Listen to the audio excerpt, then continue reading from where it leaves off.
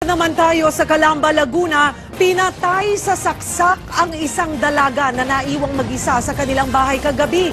Suspect sa krimen ang kanilang kapitbahay na hinihinalang adik. Carla Lim, ikwento mo. Mga tama ng saksak sa dibdib at lieg ang tumabo sa buhay ng 23 anyos sa si Emerita Guillen. Kwento ng kapitbahay ng biktima na nagpatago sa alias Nabong, nakarinig siya ng sigaw ng isang babae mag-aalas 9 ng gabi. Nang sumilip siya sa bintana ng bahay ni Guillen, nakita niya ang dalaga na pinagsasaksak ng isa pa nilang kapitbahay na si Elfren Holdago. Lumalaban yung babae, parang pinagsasaksak niya, talagang binubugbog na binabanata ng saksak yun. Sabi, pasukin na natin.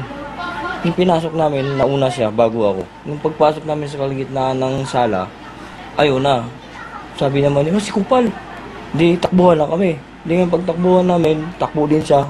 Hinabol ko punta ng palabas. Hindi ko na, medyo madilim na dyan eh. Naaresto kanina ang suspect na nahulihan din ng ilang drug paraphernalia.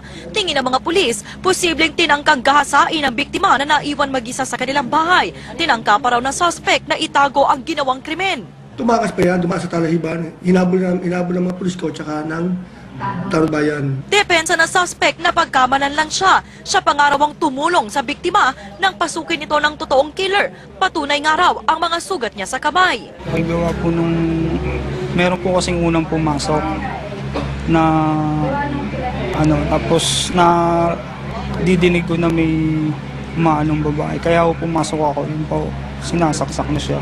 Kaya po tinulungan ko. Nandun po sa ilalim po ng lababo yung sumasaksak. Nakakulong na ang suspect at kakasuhan ng murder. Carla Lim,